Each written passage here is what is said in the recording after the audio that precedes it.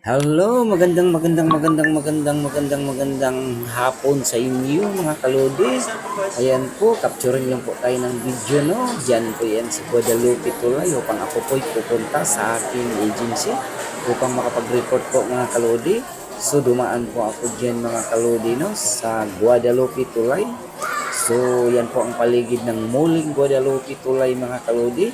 Ang ganda po ng paligid dyan mga kalodi. Pag talagang nakapunta ka dyan, no, maraming mabibili mo dyan mga kalodi na iba't ibang klaseng damit o accessories sa ating mga katawan mga kalodi or cellphone, marami dyan kalodi.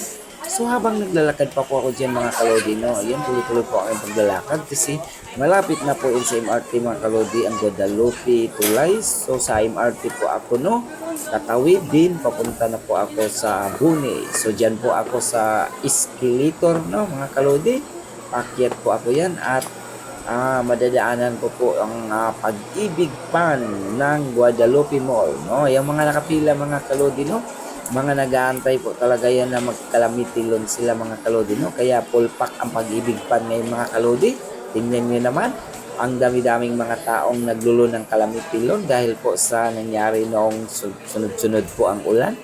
No, maraming nagkalamitilon sa Pag-ibig Pan mga kalodi, no? Grabe. Madaming privilege na po yan mga kalodi, no? Sa mga member ng mga Pag-ibig Pan. Tuloy-tuloy pa rin ako mga kalodi, no?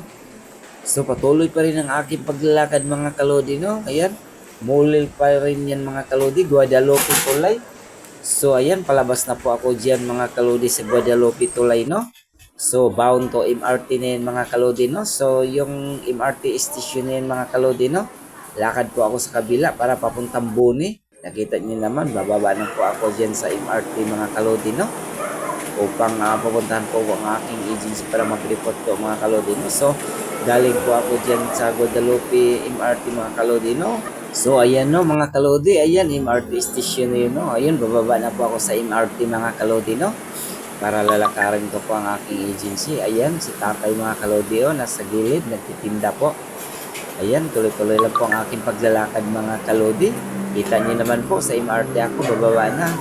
So, sinanay po yun na namamalimos mga kalodi. Ayan, EDSA na po ako mga kalodi, no? Ang dami ng mga sakyan.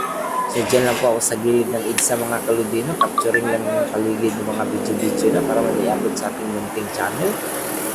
Ayan, EDSA na po yan mga kalodi, no? Habang patuloy ang paglalakad ko mga kalodi, no? Capturing lang po sa paligid ng EDSA, no? So, Guadalupe EDSA po yan mga kalodi. Nakita niyo naman mga kalodi, no? Ang mga sasakyan dyan, no? Sa EDSA, ang dami mga kalodi. Tuloy-tuloy po ang daloy ng sasakyan dyan mga kalodi, no? Dahil EDSA yan. Non-stop yan mga kalodi, 24 hours. So, habang binabaybay ko po mga kalodi ang aking agency, galing Guadalupe, papuntang Boni. So, capturing lang tayo mga kalodi, no? Habang naglalakad. Kasi nakikita ko po rin dyan mga kalodi. Talagang as in, magaganda po ang mga view dyan mga kalodi, no? Tingnan nyo naman, no? So, kita nyo yung Guadalupe Tulay. Talagang tuloy-tuloy po ang agos ng mga sakyan mga kalodi, no?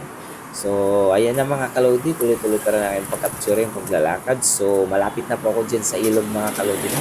Ayan, nakita niyo mga kalodi, yung bridge na yun mga kalodi, MRT bridge yan mga kalodi, no? Kaya may bridge yun dyan mga kalodi kasi po, ilog kasi. Ayan, sa bridge na ako tumatawid mga kalodi, no? Nakita niyo yung sasakit sa baba. Ayan, tuloy-tuloy pa rin na aking pag-capturing mga kalodi, no? Video-video sa paligid lang ng Guadalupe sa mga kalodi. Ayun, nakita niyo naman Pasig Ilog mga kalodi. Ayan, Pasig Ilog po dyan, no? Yan tinatawag na Pasig Ilog. So, sa Mandaluyong pa yung mga kalodi, no? Ang tawag niyan ay Buayang Kato, no? Buayang Kato. Tawag dyan, no? Pasig na dyan sa mga ilog. Ayun na, tuloy-tuloy ang capturing mga kalodi, lakad-lakad lang, no? Yung marang may bridge sa gilid mga kalodi, yun yung RP. Ayun, napakaganda linaw po ang ilog Pasig mga kalodi, no? Ayan, tuloy-tuloy na po ang naglalakad mga kalodi, for capturing lang talaga mga kalodi, no? Sinasacrifice ko po talaga ang aking pagpunta sa agency, no? Galing Guadalupe to Boni, para makapag-report mga kalodi, no? Sa aking trabaho. So, walking distance lang naman mga kalodi, nilalakad ko na lang kaysa sakay pa ako. So, malapit lang naman mga kalodi, no?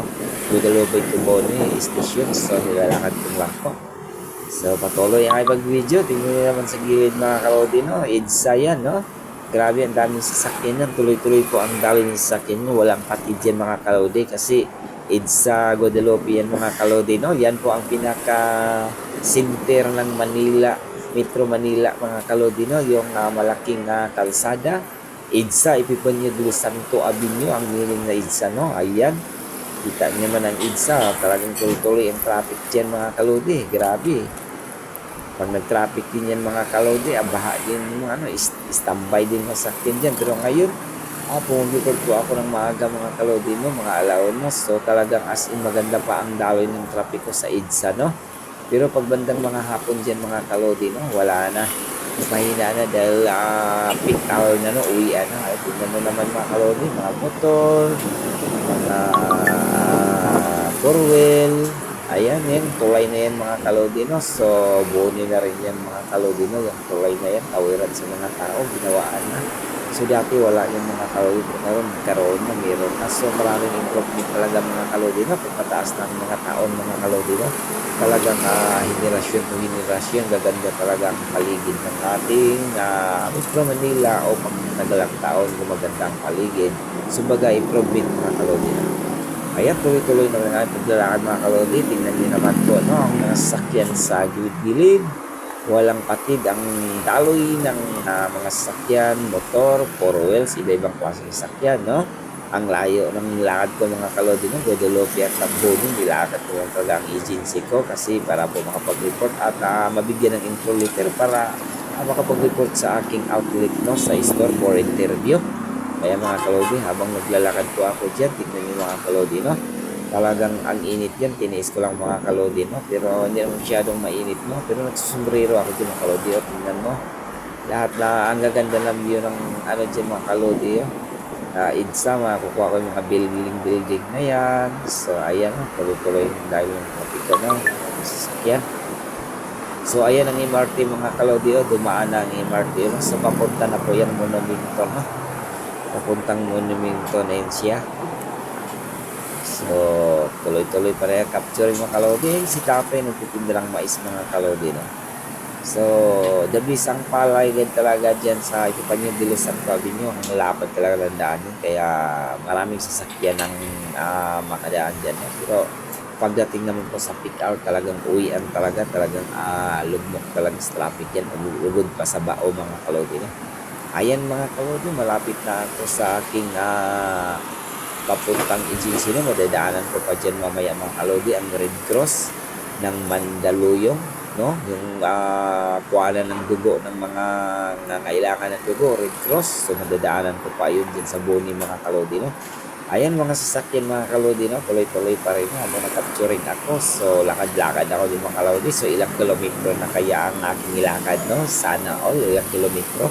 Oo, grabe mga kalodi, ang layo po talaga mga kalodi, no? Talagang makapal na talaga ang aking pas paglalakad niya.